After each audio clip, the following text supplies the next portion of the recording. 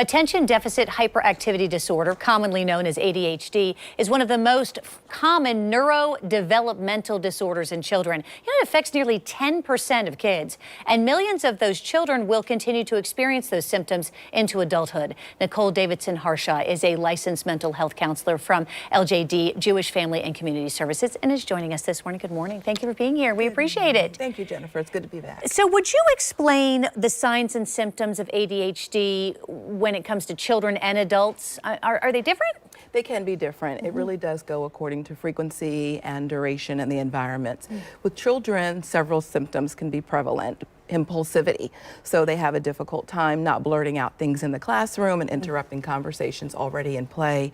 Hyperactivity is another symptom in which they really do struggle with sitting still and not being as fidgety.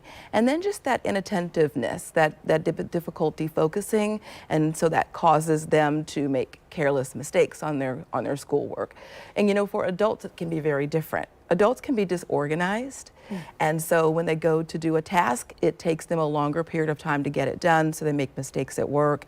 They may have some interpersonal relationship skills, forgetfulness, emotional deregulation, and so that can cause misunderstandings and some emotional conflict, you know, with managing conflict. And then too, they're just as impulsive as kids can be. It's interesting, and maybe you wonder if it's because they developed this disorder early in life, and it just was missed, and so it's continued into adult life. Absolutely, because 9.4% of children have ADHD, and millions of adults in America struggle with ADHD. Is there a certain age then that we as parents can maybe recognize in our kids that maybe I need to get some outside help here, because this is more than just a kid who's got a lot of energy and needs to be outside, running outside more often, where I could see parents could just say, oh, well, my son or my daughter, they're just active. They just need to go. It's hard for everybody to sit for, 6, 7 hours at a time and try to pay attention in school. Yes, absolutely. So when kids are in school and we start to see those misbehaviors, that impulsivity that I referred to, that hyperactivity, usually around the age of 6, we'll start to see that, because they really do have a difficult time taking those social cues. And so at the LJD, Jewish Family and Community Services, we have seen what happens when those signs and symptoms of ADHD are undetected. And so what tends to happen is the coping mechanisms are not in place. So early detection, early diagnosis, early prevention, it allows them to have, the delay or the absence of those academic setbacks. When they get the help in school, it boosts their self-confidence and their ability to have that self-esteem.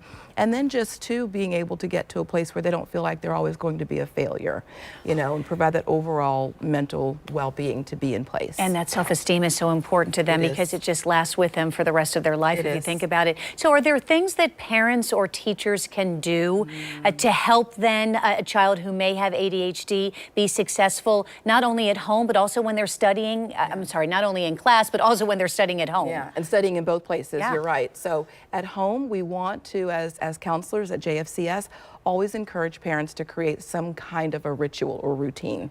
Have bedtime and homework time and eating time with a regular regimen. Teachers and parents can work together, to kind of build in that interactivity that caters to those different learning styles. So build in something fun, allow for some movement, allow there to be like a scavenger hunt, or playing music, something that gives them that free flow of thought. And then just for parents, having some areas in the home that are not as cluttered, a clutter-free area, environment, have all their tangibles there, their pens, pencils, and supplies, things of that nature. We know that early diagnosis, newly coming into a family, can be very scary. But we want to encourage parents to understand that it's manageable, and most of all, that they can go to jfcsjax.org and know that they can be connected with a counselor and someone that can help them manage those next steps, and so it won't feel so scary. And maybe then there's an option for therapy as opposed to medication, which I know that some parents really have a lot of hesitancy necessarily putting their child on for maybe the rest of their life, as they move into adulthood. A lot of people, when you say medication, I love that you brought that up, because even as we come to that end of what we're talking about, it's very important to understand that it is not an overdiagnosed disorder. It is one of the most common neurodevelopmental disorders in our world today amongst childhood. And so it's a genuine condition, and with talk therapy and with medication management, there could be a silver lining for that kid to have a productive, helpful life in all the other areas of what they do. And that's what we want to help them achieve. Nicole, thank you for your time this morning. You're we very appreciate welcome. you. I'm We glad to be appreciate here. you. Thank you.